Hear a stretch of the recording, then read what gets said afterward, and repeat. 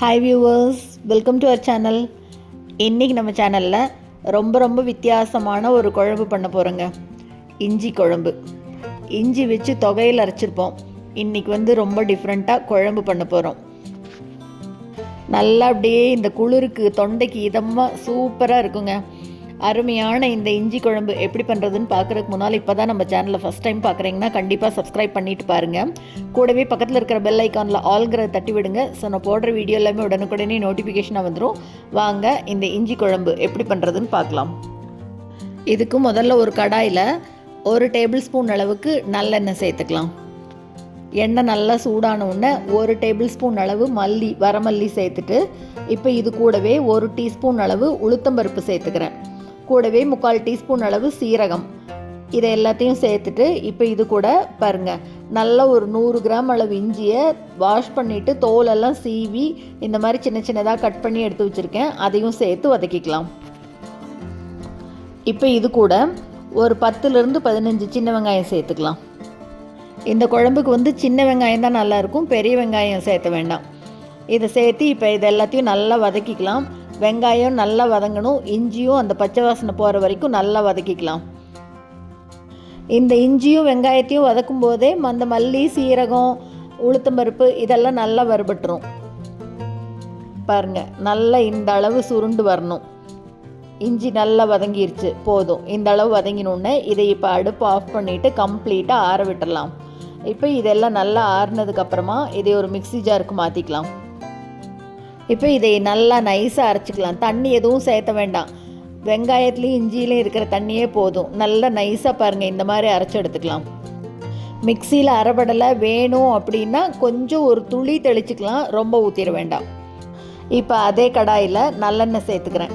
நல்லெண்ணெய் ஒரு 4லேருந்து 5 ஸ்பூன் நல்லா தாராளமாக சேர்த்துட்டு எண்ணெய் நல்லா சூடான உடனே இப்போ இது கூட கடுகு போட்டு தாளிச்சிக்கலாம்.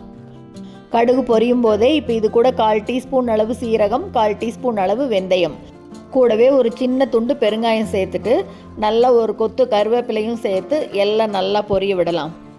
இதெல்லாம் நல்லா பொரிஞ்ச உடனே இப்போ இது கூட 1/4 டீஸ்பூன் மஞ்சள் தூள், 1 டீஸ்பூன் அளவு மிளகாய் தூள். நான் காஞ்ச மிளகாய் சேர்த்தலை, அதுக்கு பதிலாக மிளகாய் தூள் தான் சேர்த்துட்ருக்கேன். மிளகாய் தூள் சேர்த்தும் போதே அடுப்பை ரொம்ப சிம்மில் வச்சிடணும், கரிஞ்சிடக்கூடாது மிளகாத்தூள். இப்போ மிளகாத்தூள் சேர்த்தினதுக்கப்புறமா நம்ம அரைச்சி வச்ச அந்த இஞ்சி விழுதை சேர்த்துக்கலாம். இப்போ அடுப்பை சிம்லையே வச்சு இதை அப்படியே நல்லா கலந்து விடுறேன். பாருங்கள், எண்ணெய் அப்படி ஃபுல்லாக இழுத்துரும். ஒரே நிமிஷத்தில் இவ்வளோ இழுக்குது பாருங்கள். நல்லெண்ணெய் விட்டு பண்ணும்போது இந்த இஞ்சி குழம்பு டேஸ்ட் அவ்வளோ அருமையாக இருக்கும். அப்படியே சுருண்டுட்டே வருது பாருங்கள், எண்ணெய் ஃபுல்லாக இழுத்துருச்சு பாருங்கள். இந்த அளவுக்கு நல்லா இழுத்தரணும். பச்சை வாசனை அப்படியே இஞ்சியோடது போயிடும். நல்லா இப்படி வதக்கினதுக்கப்புறமா நல்லா ஒரு எலுமிச்சம்பழம் சைஸ் புளியை கரைச்சி வச்சுருக்கேன், அதையும் சேர்த்துக்கலாம். புளி தண்ணி ரொம்ப தண்ணியாகவும் வேண்டாம், ரொம்ப திக்காகவும் வேண்டாம். பாருங்கள், இந்த மாதிரி கரைச்சி எடுத்து வச்சுருக்கேன். இதை சேர்த்துக்கலாம், கொஞ்சமாக சேர்த்துக்கலாம். கட்டி தட்டாமல் அப்படியே நல்லா கலந்து விடணும் மெதுவாக.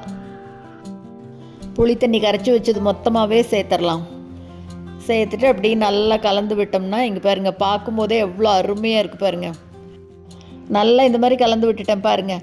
ரொம்ப திக்காக இருக்கிற மாதிரி இருக்குது. அதனால் அந்த இஞ்சி அரைச்சோம் இல்லையா, அந்த மிக்சிலேயே ஒரு 1/4 டம்ளர், ரொம்பலாம் விட்டுற வேண்டாம், சின்ன கரண்டியில் ஒரே ஒரு கரண்டி மட்டும் அப்படியே விட்டு அலசி அந்த தண்ணியும் சேர்த்துடலாம். நல்லா கொதி வரட்டும். இப்போது அப்படியே ஓரத்தில் கொதி வர ஆரம்பிக்குது பாருங்கள். இப்போ இதுக்கு தேவையான அளவு உப்பு சேர்த்துக்கலாம். உப்பு சேர்த்ததுக்கப்புறமா அடுப்பை சிம்லையே வச்சுட்டு இதுக்கு ஒரு மூடி போட்டு மூடி வச்சிடலாம். நல்லா அப்படியே தளன்னு கொதித்து அப்படியே திக்காய் வரும் பாருங்கள்.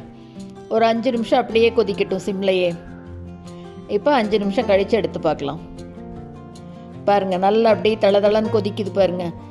இந்த அளவு கொதி வந்ததுக்கப்புறமா இப்போ இது கூட 1 ஸ்பூன் அளவுக்கு வெல்லம் சேர்த்துக்கிறேன்.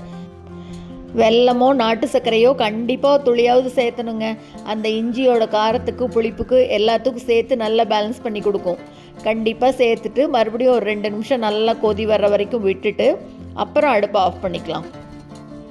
நல்லா அப்படி ஓரம் பூரா எண்ணெய் பிரிஞ்சு வருது பாருங்கள். இந்த மாதிரி பிரிஞ்சு வர்ற ஸ்டேஜ் வரைக்கும் நல்லா கொதிக்க விட்டுறணும். இப்போ அடுப்பை ஆஃப் பண்ணிவிட்டு நல்லா அப்படியே சூடாக சாதத்து மேலே போட்டு கலந்து சாப்பிட்டா அவ்வளோ அருமையாக இருக்கும். இந்த அளவுக்கு நல்லா சுண்ட வச்சிட்டோம்னா அப்படியே 2 நாள் ஆனாலும் கெடவே கிடாது. அப்படியே தொண்டைக்கு இதமாக அவ்வளோ அருமையாக இருக்குங்க இந்த இஞ்சி குழம்பு. நல்லா அப்படியே காரசாரமான இந்த இஞ்சி குழம்பை நீங்களும் செஞ்சு பார்த்துட்டு மறக்காமல் கமெண்ட்டில் சொல்லுங்கள். இந்த வீடியோ உங்களுக்கு பிடிச்சிருந்ததுன்னா லைக் பண்ணுங்கள், ஷேர் பண்ணுங்கள், கமெண்ட் பண்ணுங்கள். மறக்காமல் நம்ம சேனலை சப்ஸ்கிரைப் பண்ணுங்கள். கூடவே பக்கத்தில் இருக்கிற பெல் பட்டனையும் தட்டி விடுங்க. ஸோ நான் போடுற வீடியோ எதுவுமே மிஸ் பண்ணாமல் பார்க்கலாம். தேங்க்ஸ் ஃபார் வாட்சிங்.